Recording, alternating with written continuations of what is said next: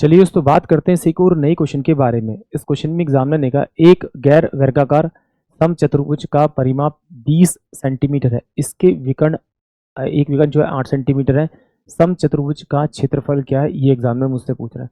तो वही समचतुर्भुज का क्षेत्रफल निकालने का तो सीधा तरीका है, उसके दो विकर्ण है डायगोनल, उन दोनों को मल्टीप्लाई कर दीजिए और 2 से आप भाग कर दीजिए, तो आपको क्या मिल जाएगा, उसका क्षेत्रफल मिल जाएगा। यहाँ पर एग्जामिनर जो दे रखा है मुझे आपका, तो वो क्या दे रखा है आपका, यहाँ पर मुझे एग्जामिनर ने वो मुझे एक आपका रोम्बस दे रखा है। रोम्बस मतलब क्या दे रखा है आपका, एक समचतुर्भुज दे रखा है। समचतुर्भुज की जो होती है वो सभी साइडें बराबर होती है।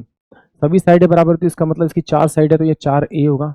बराबर में किसके बराबर होगा, परिमाप 20 के बराबर होगा। तो इसका मतलब इसकी एक साइड 5 सेंटीमीटर का, ये भी 5 की होगी, ये भी 5 की होगी, ये भी 5 की होगी।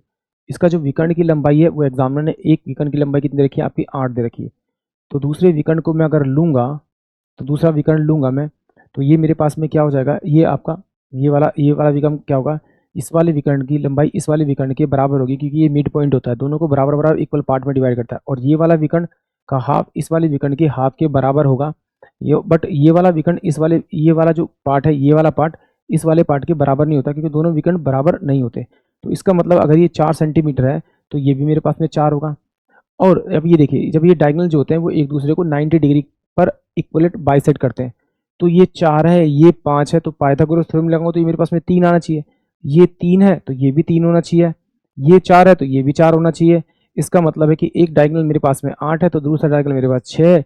तो डायगोनल इंटू में डायगोनल बाई 2 करूंगा तो मेरे पास में कितना आएगा, 24 सेंटीमीटर स्क्वायर जो आएगा वो उसका एरिया आएगा, क्षेत्रफल आएगा। यानी कि ऑप्शन डी जो होगा वो इस क्वेश्चन के लिए करेक्ट होगा, इसके लिए करेक्ट होगा।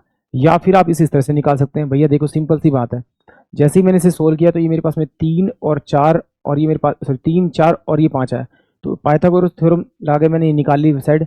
तो इसका इस ट्रायंगल का एरिया क्या होगा, 1/2, 4 इंटू में 3 तो ये कितना होगा, 6 सेंटीमीटर।